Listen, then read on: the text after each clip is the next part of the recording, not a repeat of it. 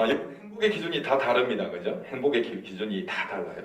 근데 여러분들 한번 속으로 한번 생각해 보시기 바랍니다. 여러분들은 언제 가장 행복하다고 생각이 되십니까? 언제 가장 행복하다? 제가 예전에 교육학을 공부를 했었습니다.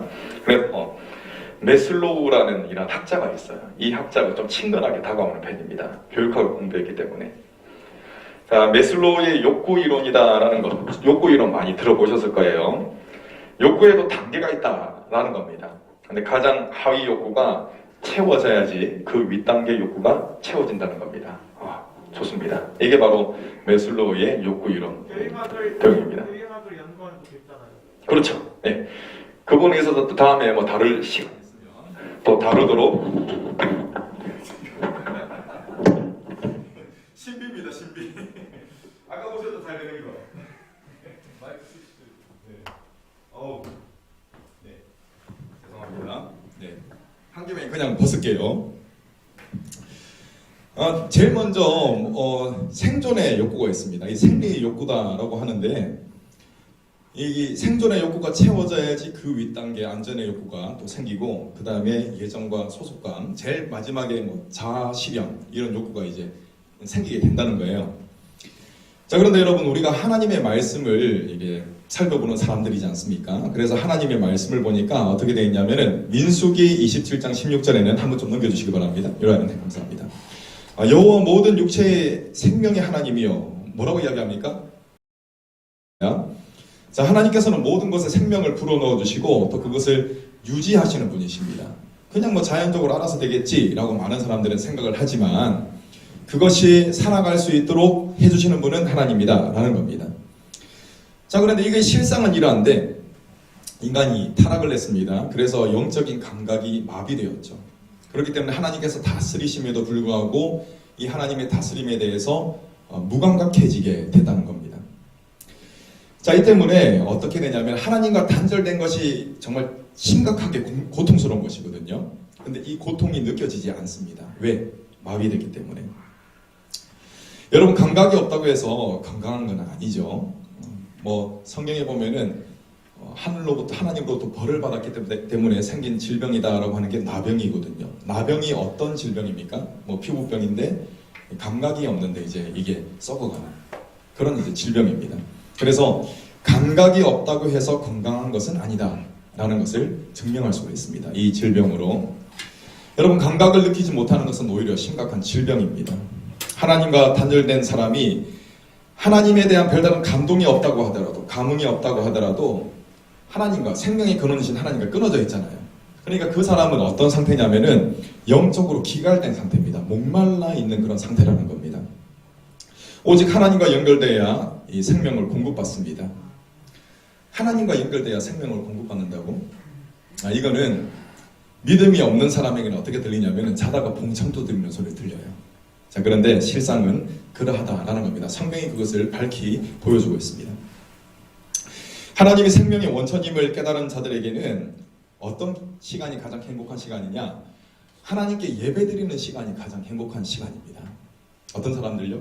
하나님이 생명의 원천이다라는 사실을 깨달은 사람들. 여러분, 몇 가지 질문을 드리겠습니다. 자연스러운지 한번 생각해 보시기 바랍니다. 한글을 모르는, 그래서 한글을 못 쓰는 한국인, 물 밖에서 사는 물고기. 무슨 말도 안 되는 소리인가 싶죠, 그죠? 부자연스럽습니다. 한국인이라면은 한글을 잘 알고 사용하는 게 자연스럽죠. 물고기라면은 물 속에서 사는 것이 자연스럽습니다. 이와 마찬가지로 그리스도인이라면은 주님이 말씀하시는 대로 사는 것이 자연스럽습니다. 오늘 말씀은 그리스도인으로서 자연스러운 삶이 무엇인가, 그것을 우리에게 알려주고 있습니다.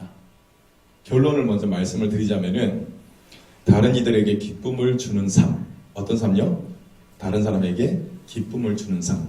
이 삶을 사는 것이 그리스도인으로서의 자연스러운 삶. 그리스도인이 꼭 집어넣어야 됩니다. 삶의 예배를 드리게 되면 먼저 하나님에게 기쁨을 드리게 됩니다. 그리고 나아가서 이웃에게도 평안한 마음과 아울러 기쁨을 주는 자가 된다는 것입니다. 여러분, 1절 2절을 한번 좀 보실까요? 1절 2절 제가 화면에 띄워놨습니다. 믿음이 강한 자는 믿음이 약한 자를 보살펴줘야 한다라고 했습니다. 이로써 어떻게 할 수 있습니까? 이웃을 기쁘게 할 수 있다라는 겁니다. 또 이웃에게 덕을 끼칠 수가 있다라고 했습니다. 이처럼 약점을 보살펴주면서 다른 이들을 기쁘게 하는 일은 누가 하셨던 일인가? 우리 주님이 하셨던 일입니다. 우리 로마서 15장 3절 말씀 여러분이 한번 읽어주시겠습니다. 15장 3절 말씀 시작.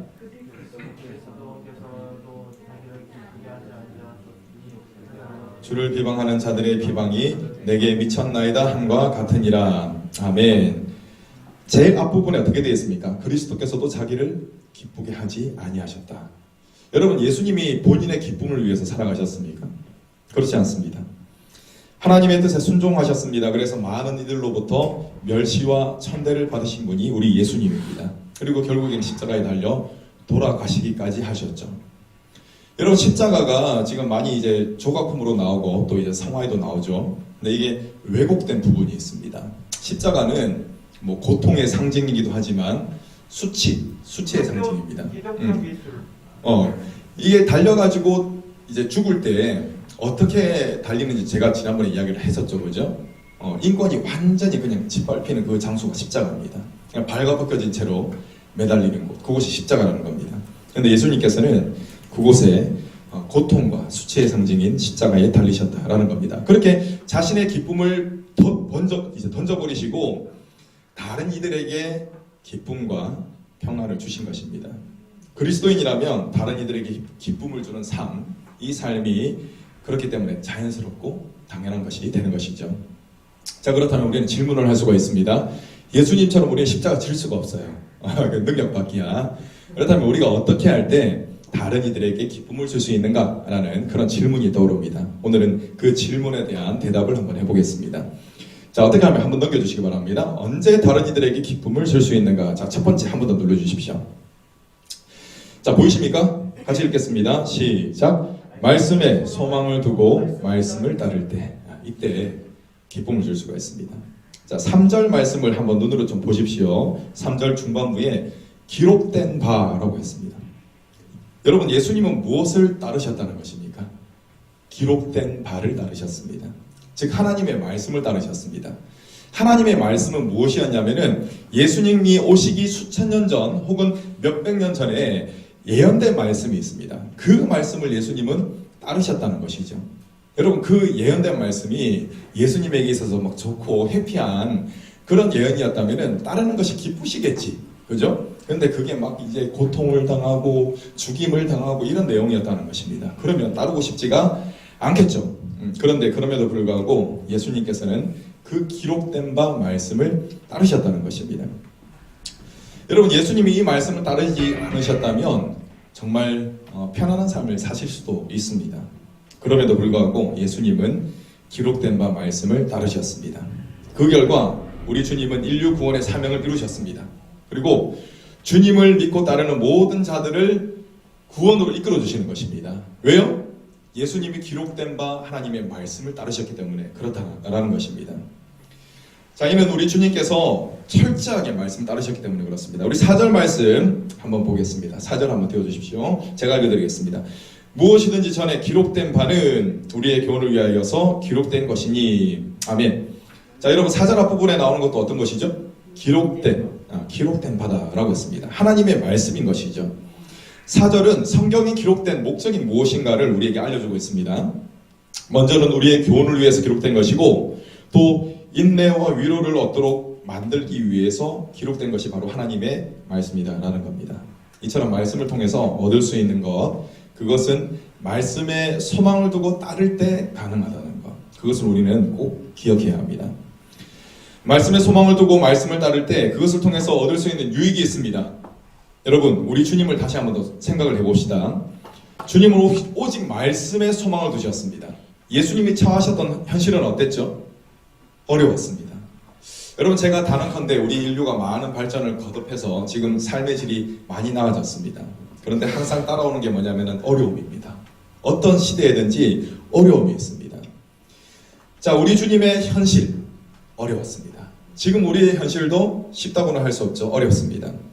자, 그렇다면 예수님께서 어떻게 하셨습니까? 많은 어려움이 있었습니다. 많은 사람들이 주님을 대적했습니다. 그렇지만 주님은 그것들에게 시선을 뺏기지 않으시고 오직 말씀에 무엇을 두셨습니까? 소망을 두셨습니다. 말씀에 소망을 두신 채로 말씀을 붙드시고 그리고 인내하셨습니다. 그 결과 하나님의 충만한 위로가 예수님에게 부어주신 것입니다. 그리고 예수님께서는 그 능력으로 말미암아 그 힘든 사명, 불가능한 사명을 완수하셨던 것이죠. 자, 이로써 우리 주님은 주님을 믿는 모든 사람들에게 충만한 기쁨을 부어주시는 것입니다. 왜? 예수님의 말씀으로 승리하셨기 때문에. 그 발자취를 뒤쫓아 살아가는 모든 사람들에게 무엇을 주실 수 있습니까? 충만한 기쁨을 주실 수가 있다는 것입니다. 여러분, 성령 안에서 말씀을 붙들 때, 말씀 붙드는 거 바보 같잖아요, 솔직히.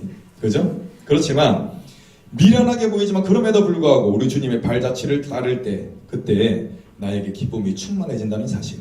그리고 내가 충만한 그 기쁨이 있을 때 다른 이들에게 또 기쁨을 주는 자가 된다라는 사실을 여러분 꼭 기억하시길 바랍니다. 자, 두 번째 한 번 더 넘겨주시기 바랍니다. 한 번 더 읽겠습니다. 시작. 그리스도 안에서 한 마음이 될 때, 그리스도 안에서 한 마음이 될 때. 여러분, 세상에 많은 사람들은 행복의 기준을 더 많이 가지는 것, 이것에 두고 있습니다. 내가 더 좋은 자동차를 타게 되면은 더 기쁠 것이다. 더 넓은 집에 이사하면은 더 행복할 것이다. 많은 사람들이 이 소유를 행복의 척도로 삼고 있습니다. 그런데 여러분, 정말 그럴까요? 어느 정도 관련은 있습니다. 그렇지만 실상은 그렇지는 않다는 것입니다. 물론 생활에 꼭 필요한 부분이 결핍되면은 행복하지 않을 겁니다. 근데 그것이 채워진 이후에는 이거 더 많이 가지는 것에 이 행복이 비례하지는 않는다라는 겁니다. 여러분, 오히려 더 많이 가지니까 어떤 일이 생깁니까? 더 많이 가지니까 나에게 있어서도 파괴적인 일을 하게 되고, 더 많이 가지니까 다른 이들에게도 파괴적인 일을 하는 사람들이 많다는 것입니다. 여러분, 예수님을 믿는 자들에게는 확실한 행복의 기준이 있습니다. 그 기준이 5절에 기록이 되어 있네요. 우리 예수님을 믿는 자들에게는 확실한 행복의 기준이 되는 것이 무엇이냐? 그것은 바로 5절에 있습니다. 같이 읽겠습니다. 시작. 이제 인내와 위로의 하나님이 너희로 그리스도 예수를 본받아 서로 뜻이 같게 하여 주사. 아멘. 자, 언제 우리가 진정한 행복을 누릴 수가 있냐면은 뒷부분에 보시죠. 예수님을 본받아서 닮아갈 때, 그때 진정한 행복을 누릴 수가 있다는 것입니다. 예수님을 본받게 되면 왜 행복해지겠습니까? 그게 또 뒤에 나와 있죠. 뜻이 같아지기 때문에 그렇습니다. 뜻이 같아지기 때문에. 그렇다면 여러분, 뜻이 같아진다고 무조건 행복해질까요? 여러분, 제가 말씀을 준비할 때는 조금 이제 수학 문제를 푸는 것처럼 말씀을 준비하거든요. 이 꼬리에 꼬리를 잡고 한번 생각을 해봐야 됩니다. 제가 어떤 질문을 했습니까? 예수님을 믿게 되면 예수님을 닮아가죠. 예수님을 닮아가면서 행복해진다고 했는데 왜 행복해지느냐? 뜻이 같아지기 때문에 행복해진다 했습니다. 그렇다면 뜻이 같아진다고 무조건 행복해질까라는 질문을 던질 수가 있다는 것입니다. 여러분, 뜻이 같은 곳으로 정말 유명한 두 나라가 있죠. 떠오르십니까? 어떤 나라인지? 바로 중국하고 북한. 뜻이 같기로 아주 유명합니다. 작년에 굉장히 이 세상을 떠들썩하게 만들었던 일들이 있었죠. 2020년 7월 1일부터 홍콩 보안법에 관련된 그런 이제 법안에 관련된 이야기를 좀 해보겠습니다. 이는 어떤 법안이냐면은 이 국가 내의 테러 활동을 금지하고 처벌하는 기관을 이제 중국 공산당이 수립을 한다. 이런 이제 법입니다. 그래서 이 처벌도 누가 한다? 중국 공산당이 홍콩에 있는 그런 이제 테러 분자들을 처단하겠다. 이런 법입니다. 실제로는 이제 보안법 말이 좋지, 실제로는 중국 공산당이 홍콩의 형사권, 사법권을 쥐고 흔들겠다. 이런 이제 뜻입니다. 그러니까 사람들이 이 법안을 이제 들고 일어나는 거죠. 자, 홍콩 보안법을 반대하는 시위가 곳곳에서 일어났습니다. 여러분들도 잘 아실 겁니다. 그래서 시위가 일어나면서 이런 진압 과정도 있었는데 이 과정에서 370명이 넘는 사람들이, 이 시민들이 체포되는 상황이 발생했습니다. 또 여러분, 이 법이 실제로 이제 적용이 됐어요. 작년에 있었던 일이니까 적용이 됐습니다. 그러니까 어떤 일이 생기냐면은 언론 검열의 이 수위가 굉장히 높아지는 겁니다. 그리고 보도의 자유가 사라지게 됩니다. 이제 공산당이 이렇게 검열을 하고 이건 아니야 이러면 이제 못하게 하는 거죠. 자, 그런 일들이 홍콩에 있게 되었습니다. 그러니까 어떻게 되냐면은 홍콩에 있었던 다국적 기업들이 있죠. 외국에서 들어온 기업들. 그 기업들이 탈출하는 홍콩 엑소더스가 일어난 것입니다. 여러분, 홍콩 시민들은 길을 쓰면서 이 법안을 반대했습니다. 어떤 사람들은 목숨까지 걸며 반대했습니다. 그런데 중국 공산당이 워낙 힘이 세잖아요. 그래서 이 운동들은 실패로 돌아갔습니다. 그리고 현재 우리 그 세계에서 이슈가 되는 게 뭡니까? 미얀마지 않습니까? 미얀마 군부에서 쿠데타를 벌였습니다. 그런데 전문가들, 이 정치 전문가들이 어떻게 보고 있냐면은 이 군부 뒤에 중국의 공산당이 이제 뒷배경이다 라는 그런 이제 지론이 있습니다. 아무튼 중국 공산당은 이 홍콩 보안법을 통과시키기 위해서 작년입니다. 20년 5월 28일 전국 인민대표대회, 줄여서 전인대를 열었습니다. 한 번 더 넘겨주시고요. 예, 요거 열었습니다. 여기서 법안을 통과시키는데 어떤 결과가 나왔느냐? 찬성 2,878표, 반대 1표 이렇게 나왔습니다. 거의 올 몰표죠. 이런 투표 결과가 나왔습니다. 여러분, 이것뿐만이 아닙니다. 얼마 전에 또 투표를 했는데 이 전인대는 홍콩 의회를 중국 공산당이 뽑도록 만들자. 이렇게 이제 이 법안을 또 이제 통과시켰습니다. 이 법안, 이거는 뭐냐면은 입법하는 것까지 중국 공산당이 장악하겠다 이거거든요. 그런데 투표 결과 한번 보시죠. 한번 다음 넘겨주세요. 자, 찬성 2,895표, 반대 0표. 경이롭죠. 여러분, 투표의 의미가 과연 있을까요? 100% 찬성입니다. 하나 됐습니다. 이들은 그야말로 진짜 하나가 됐어요. 진짜 하나. 그렇다면 인간 거수기 역할을 했던 이 인민 대표들이 이렇게 하나가 됐잖아요. 그러면 행복해져야 되잖아. 행복할까? 아닙니다. 만약에 반대를 했다가 어떤 봉변을 당할지 모르기 때문에 이렇게 이끄는 대로 따라갈 것 같습니다. 여러분, 억압, 외부적인 압력, 이것으로 인해서 하나가 되는 것은 전혀 행복하지 않습니다. 자, 그렇다면 언제 행복함이 나오느냐라는 질문을 던질 때 그 반대로 생각하면 되잖아요. 억압, 외압, 그건 아니라고 했죠. 자발성입니다. 자발성에서 행복이 나온다는 것입니다. 성령이 충만했던 교회들은 한결같이 어떤 일이 생겼냐면 이 자발성을 가지고 섬김이 일어났어요. 자발성. 야, 너 누구 도와줘. 안 하면 너 벌금. 이렇게 하면 행복할까요? 아닙니다. 자발성이 있었기 때문에 행복했다라는 것입니다. 자, 이것을 바울 사도는 이렇게 표현했습니다. 한 번 더 넘겨주시죠. 빌립보서 2장 13절 말씀 제가 읽겠습니다. 너희 안에 행하시는 이는 하나님이시니 자기의 기쁘신 뜻을 위하여 너희에게 소원을 두고 행하게 하시나니. 아멘. 하나님께서 하나님의 간절한 소원을 하나님의 자녀에게 심어주신대요. 그 소원을 심어주시기 때문에 이 마음에 뭐가 생기는 것이죠? 자발성이 생기는 겁니다. 자, 그렇기 때문에 이 자발성, 하나님의 마음으로 하나가 되기 때문에 공동체가 하나됨의 역사가 일어난다는 것이죠. 오늘 말씀은 기쁨을 주는 자발적인 하나됨, 이것을 이야기하고 있습니다. 그렇다면 여러분, 뜻이 같아진다는 것은 어떠한 것을 뜻하는 것이겠습니까? 자, 6절 한번 보시겠습니다. 6절 함께 읽습니다. 시작. 한 마음과 한 입으로 하나님 곧 우리 주 예수 그리스도의 아버지께 영광을 돌리게 하려 하노라. 아멘. 자, 여기서도 한 마음이 나옵니다. 그런데 어떤 한 마음이냐면은 하나님이 이제 주셔서 가지는 한 마음이죠. 어떤 한 마음이냐? 하나님께 영광을 돌리고자 하는 그러한 한 마음입니다. 예수님을 닮아가면은 이런 마음이 생기는 것이 자연스러운 것입니다. 우리는 예수 그리스도 안에서 한 마음이 되어야 합니다. 이처럼 그리스도 안에서 한 마음이 될 때 나도 기쁘고 또 다른 이들에게도 기쁨을 줄 수가 있는 것입니다. 자, 세 번째 한번 살펴보겠습니다. 세 번째 함께 읽습니다. 시작. 서로를 용납할 때, 서로를 용납할 때 기쁨을 줄 수가 있는 것입니다. 자, 7절을 보시기 바랍니다. 그러므로 그리스도께서도 우리를 받아 하나님께 영광을 돌리심과 같이 너희도 서로 받으라. 너희도 서로 받으라. 공을 던지고 받으라는 아닌 거 알죠? 용납입니다. 용납. 우리가 서로를 용납할 수 있는 가장 큰 이유, 바로 우리가 믿고 있는 예수 그리스도 때문입니다. 여러분, 제가 계속적으로 하나님의 말씀을 강조할 때 우리는 본질상 진노의 자녀였다. 이게 제 개인적인 의견이 아니라 하나님의 말씀입니다. 그것을 강조합니다. 우리가 하나님으로부터 단절된 자였기 때문에 멸망받을 수밖에 없었습니다. 그런데 예수님께서는 우리가 아직 원수 되었을 때, 그때 우리를 살리시기 위해서 십자가에 자신의 생명을 내어주신 것입니다. 우리를 사랑하시기 때문에 우리의 모든 죄를 다 짊어지시고 또 십자가에 달려서 생명까지 주셨습니다. 그 정도로 예수님은 자신을 버리시고 우리를 용납하신 것입니다. 그것을 우리는 기억해야 합니다. 여러분, 우리들이 그리스도 안에서 용납되었음을 깨달을 때 그때 뭐가 생깁니까? 그때 기쁨이 생기는 것이죠. 여러분, 어떤 거 맛있는 거 먹을 때 그때 껴주지 않는 거 굉장히 상처가 되잖아요. 그죠?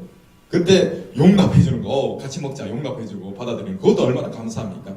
그런데 예수님께서는 우리를 위해서 생명의 잔치, 그 생명의 잔치에 자신의 생명값을 지불하시고 우리를 초청을 하신 겁니다. 이게 얼마나 기쁜 상황입니까? 여러분, 우울한 상황을 한번 가정을 해보겠습니다. 내가 몸이 안 좋아가지고 병원에 갔어요. 그런데 내가 한 달밖에 못 산대요. 안 좋은 가정입니다. 자, 그러면은 나는 사형 선고를 받은 죽은 목숨입니다. 자, 그런데 여러분, 그 병에서 치유가 됐습니다.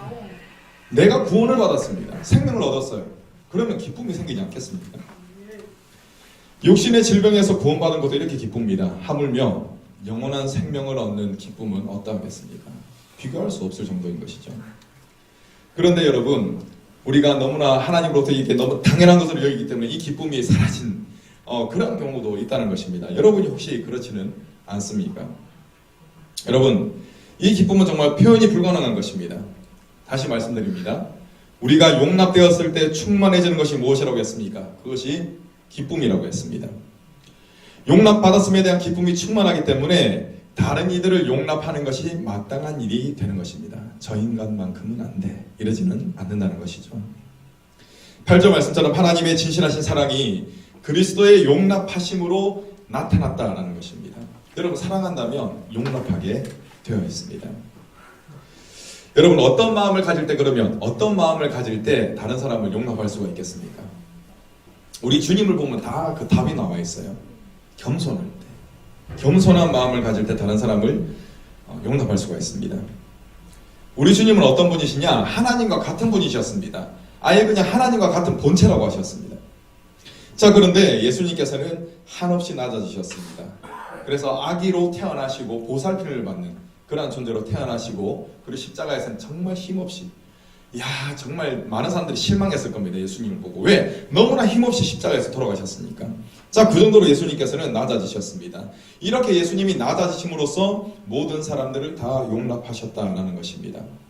이런 주님의 낮아지심으로 이방인이었던 우리들까지도 구원을 얻게 된 것입니다. 여기서 끝이 아닙니다. 그것이 아니라 구원받은 것에서 더 나아가서 하나님을 전혀 모르는 이방인들까지도 하나님께 예배를 드리는 예배자가 되는 것입니다. 이 얼마나 놀라운 우리 주님의 용납입니까? 여러분, 9절부터 12절까지의 말씀은 주님의 낮아지심으로 인해 이방인들도 예배자가 되었다라는 그 사실, 그 팩트, 팩트를 기록하고 있습니다. 여러분, 9절을 보시기 바랍니다. 긍휼히 여기시는 용납으로 말미암아 이방인이 하나님께 무엇을 드릴 수가 있습니까? 감사 찬양을 드릴 수가 있습니다. 영광을 올려드릴 수가 있다는 것입니다. 10절과 같이 용납하심으로 말미암아 주의 백성 이스라엘과 함께 더불어 하나가 되어서 하나님을 즐거워할 수 있는 한 가족이 되었다라는 것입니다. 우리도 믿음의 후손이 되었다는 것입니다. 왜? 우리 주님께서 우리를 용납하셨기 때문에. 여러분, 11절 말씀입니다. 하나님의 용납하심은 어느 지역까지 갔다가 멈추는 것이 아니라 모든 열방에까지 미친다라고 했습니다. 이 은혜로 말미암아 모든 열방들이 하나님을 예배하는 예배자가 되는 것입니다. 정말 놀라운 하나님의 은혜입니다. 구원받은 것도 감사한데 하나님께 예배드릴 수 있는 예배자가 되다니. 여러분, 예배자가 된 것에 대한 그런 기쁨이 있으십니까? 혹시 오늘도 억지로 왔다 저밖에 없습니까? 저 억지로 온 거 아닌 거 아시죠? 그죠? 예로 손든 거예요. 정말 기쁜 일이에요. 뭐가? 예배 드릴 수 있는 게. 왜? 하나님으로부터 용납받았기 때문에 내가 예배를 드리는 거거든요. 정말 기쁜 일입니다. 자, 여러분, 이러한 용납받음에 대한 기쁨이 생기시기를, 혹시 만약에 생겼다가 사라진 분들이 있으면 회복되시기를 간절히 축원합니다. 자, 말씀을 읽겠습니다. 오늘 말씀은 오늘 15장, 로마서 15장 말씀을 통해서 어떤 자가 기쁨이 되는가? 우리가 그리스도인이라면 기쁨을 주는 자가 되는 게 마땅하다 그랬죠? 그럼 어떤 자가 기쁨이 되는가? 라는 걸 살펴봤습니다. 한번 좀 넘겨주십시오. 자, 첫 번째, 말씀에 소망을 두고 말씀을 따르는 자가 기쁨이 된다. 다른 사람에게 또 기쁨을 줄 수 있다라고 했습니다. 예수님은 하나님의 말씀에 어떻게까지 순종하셨습니까? 죽기까지 순종하셨습니다. 예수님의 순종은 하나님께 큰 기쁨이 되었습니다. 이뿐 아닙니다. 말씀을 붙드신 예수님으로 말미암아 주님을 믿는 모든 자들에게도 세상이 줄 수 없는 기쁨이 부어졌습니다. 이러한 역사는 우리들에게도 나타납니다. 반드시 나타납니다. 말씀을 붙드는 여러분들 되시길 바랍니다. 두 번째, 그리스도 안에서 한 마음이 되는 자가 기쁨이 됩니다. 살아가다 보면 한 마음이 되지 못하도록 만드는 것이 참으로 많이 있습니다. 이 일들로 인해서 하나 되는 것이 불가능한 경우가 우리 믿음의 공동체도 얼마나 많은지 모릅니다. 그러나 여러분, 예수님은 막힌 담을 허무시는 분이십니다. 자, 에베소서 2장 14절 말씀입니다. 그런 우리의 화평이신지라 둘로 하나를 만드사 원수된 것 곧 중간에 막힌 담을 자기 육체로 허시고. 여러분, 예수님은 모든 것을 허무셨습니다.